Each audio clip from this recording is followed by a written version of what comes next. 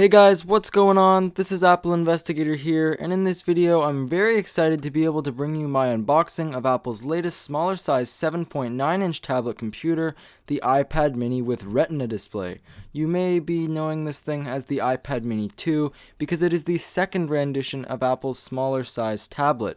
Now this is obviously the little brother to the 9.7-inch iPad Air, but the big difference between this one and its past generation is that this one includes a Retina display with a stunning resolution of 2048 by 1536, and on that smaller canvas you're going to get a much larger pixel per inch density. So on the side of the box we just have some iPad mini branding, while on the top and the bottom we do have our traditional Apple logos. As we make our way to the back of the box now, we can see some of the specifics such as the capacity. I just did pick up the 16GB model, and I got this thing in the silver and white variety, but it also comes in a space gray and black.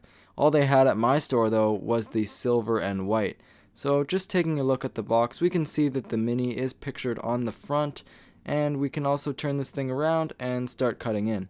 I'm just going to speed this up so that we don't have to sit through too much boring stuff, and we will remove the shrink wrap now from the box, and we're just going to pull the lid up and see what's under the hood.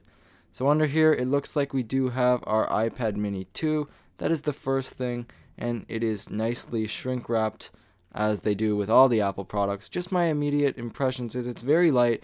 It did get slightly heavier from the previous generation due to that new Retina display, but very light for a small tablet.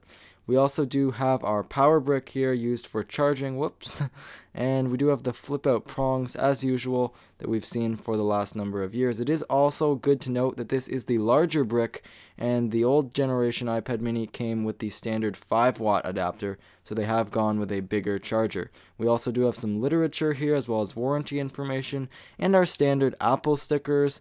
And we also finally do have our Lightning to USB connector, so we can see that we do have USB out one end and Lightning connector out the other for syncing and charging. Now if we pick this thing back up and remove that plastic wrapping from the back side, we'll be able to take a much better look at this device, and as you can see it does fit nicely in one hand as the previous generation did. So this hasn't received any dimensional changes or anything like that. It's the same form factor as the last generation. But placing it on top of the iPad Air is where this gets interesting, because the iPad Air has adopted the design of this iPad mini.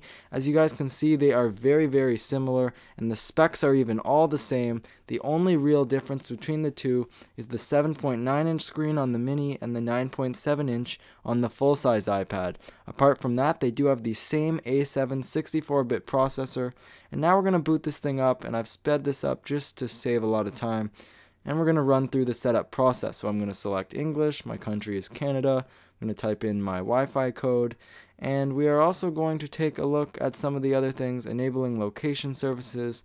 I'm just going to set this up as a new iPad and skip the Apple ID setup, running our way through, skipping the passcode setup, use Siri, and we're pretty well set to go. So I hope you guys did enjoy my unboxing of the iPad mini 2 with Retina display. There will be many more videos coming to your subscription box very soon, including the full review as well as the full comparison to the iPad Air, as well as some first look videos. So I hope you guys do enjoy those. If you did enjoy this one though, please be sure to hit the like button down below, subscribe for that future content, and I will see you in the next one. Peace.